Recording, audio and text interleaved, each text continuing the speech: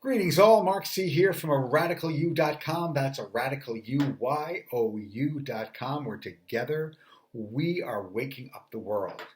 All right, today's topic, a few bumps on the road to personal freedom. So today I'd like to share with you some ideas of what happens on our road to nirvana, personal freedom, happiness, however you want to frame it. But in order to do this, I want to dispel a few inaccuracies first. Now, here are a few of those inaccuracies. If I just think on the bright side, create happy thoughts, I'll be free.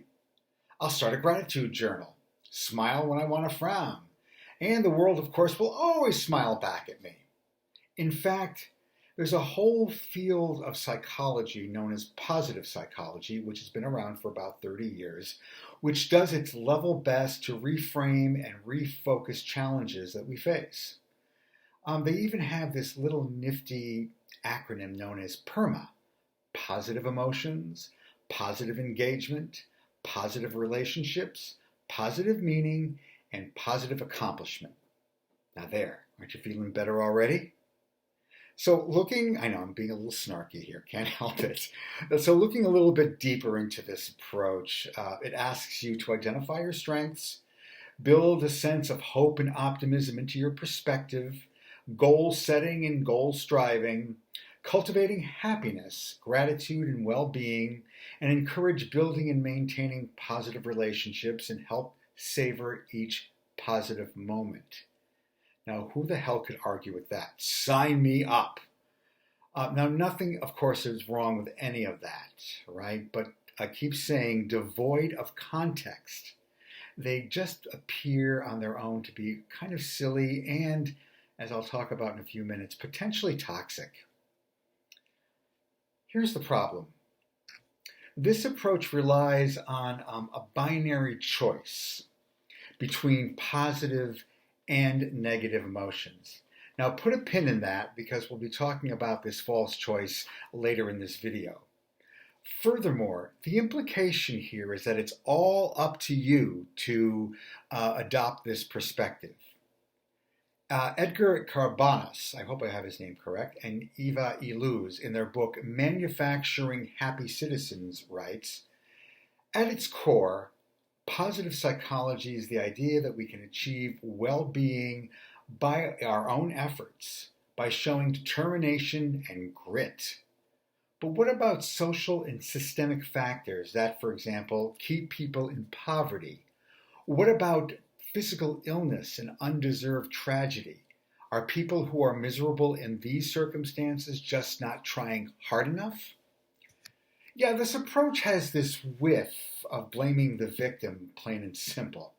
So if I don't savor each positive moment, if I don't readily build hope and optimism in my day, oh gee, I forgot to write in my gratitude journal, oh, what a world, what a world. And believe me, I used to believe this stuff, so I'm speaking from my own experience. I just haven't tried hard enough,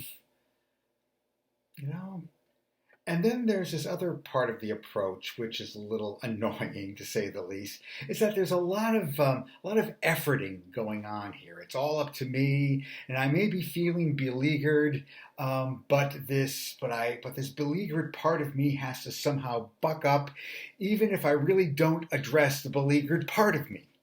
See what I'm saying? It's kind of a setup for an eternal war without end. I'm supposed to be happy. Here's a prescription to get me happy, but I'm still not happy. In essence, it kind of reminds me of when I was a kid and my parents would say, stop crying or I'm going to give you a reason to cry. In other words, we'll just bury all that negativity. Because it's not becoming, it's not accepted. So stuffing it becomes really an art form to help keep us safe. If somebody's telling me to stop crying or they're going to give me a reason to cry, what's coming up next, you're going to stop crying. As an adult, we have more sophisticated means of dealing with this, repeating nice sounding but meaningless mantras. This was satirized brilliantly by Al Franken's Stuart Smalley character. Remember that on Saturday Night Live, where he exclaimed, I'm good enough, I'm smart enough, and doggone it, People like me. Hell, songs have been written about this. Smile even though your heart is breaking, or gray skies are gonna cheer up, put on a happy face. Sorry for the singing. It's a very American, gee whiz kind of optimism that really encourages you to hide and suffer in silence. Is it no wonder that suicide for some becomes a viable alternative? Or, as I've said in another video, we start acting out our shit on airplane rides. The fact is, all these little traumas we've endured throughout our lives and the current social trauma writ large known as COVID cannot be adequately addressed by the smiley-faced, have a nice day approach epitomized by the tenets of positive psychology. So what if so-called positive and negative emotions were just constructs, beliefs developed from when we were very young and vulnerable? In his book, which I've linked below, Angels in the Basement by my spiritual teacher, G.P. Walsh, he challenges the belief that so-called negative emotions are a problem that need to be fixed.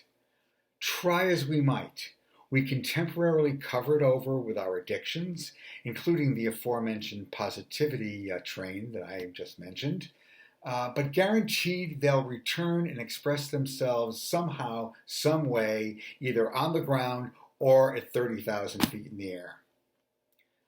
In a 1993 study on the mental control of mood, they suggested that direct attempts to suppress thoughts often leads to a paradoxical increase in those thoughts. No shit. Instead of warring with them, what if we invited them in, as the Sufi poet Rumi once said, for tea? Will it be uncomfortable to invite those feelings in? Yeah, maybe even pretty intense and seemingly unbearable. But here's the good news.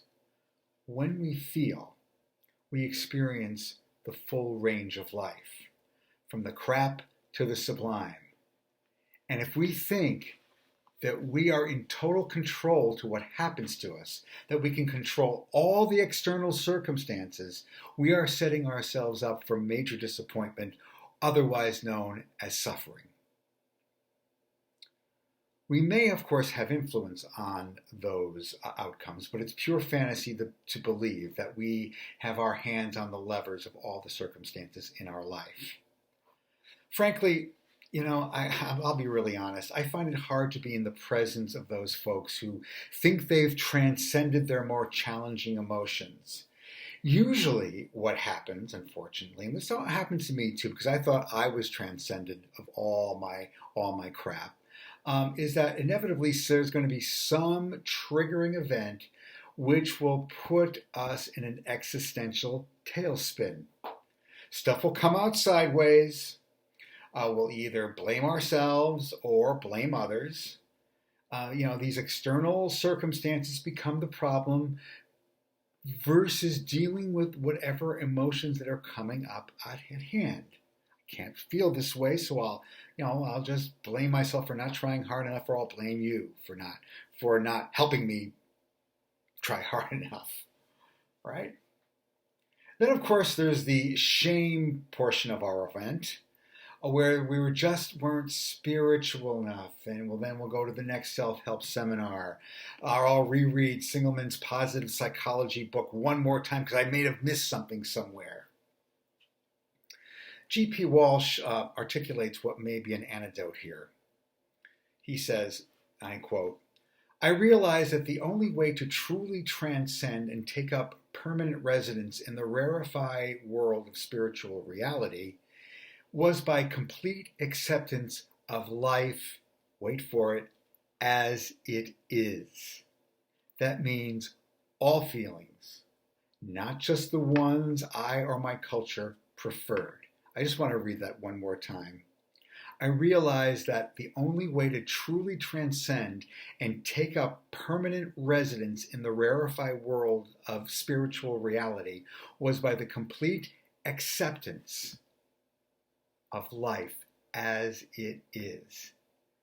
That means all feelings, not just the ones I or my culture prefer. So at heart, we're constantly attempting to suppress what we feel. As I mentioned in another video, our core trauma was that we were on the receiving end of a message that said we were not enough. That hurts. That really, really hurts. So squirreling it away was our only viable option. We don't want to go there, but here's the thing. Maybe we have to get angry about what happened. Maybe we need to cry it out. Maybe we just need to have the space to be just with it. You know what I discovered? By being with it, it's not going to kill me. I only thought it was going to kill me. And when we need to feel safe before venturing into this territory. You know, this is not uncharted territory since we have lived it. We're just afraid of going into it. But we don't have to do this alone. The reality is we've all been traumatized to one degree or another somewhere in our life. So you enlist the help of a trusted friend, perhaps a compassionate somatic therapist who can help you find the compassion within yourself and help you feel the pain and release the pain that's in your body. Or even using EFT, the emotional freedom technique, which can give you a modicum of safety, as I've mentioned in previous videos.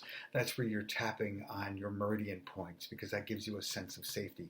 Tells your nervous system, I may be feeling like real shit right now and I'm really feeling horrible, but I'm safe. I'm safe. I'm safe. That's right. Just keep doing that. It just provides a floor of safety for you so you can go into this territory. So feelings, nothing more than feelings, as that 70s song said, are here and they're meant to be felt. They just let us know that we're alive, that we experience the fullness of our lives. And contained in those feelings are your wisdom. Now that's going to be the subject of another video. But for now, I'll leave you with a quote from Joseph Campbell, who said, "Your sacred space is where you find yourself over and over again." Your sacred space is where you find yourself over and over again, no matter what the conditions are, no matter what you're feeling. Thanks so much for joining me today. I really, really appreciate it. And if you're looking for compassionate coaching, you can contact me at aradicalyou.com. That's aradicalyou.com. And don't forget to like, subscribe, and share this video if it resonates for you. Appreciate it, and I'll see you soon. Namaste.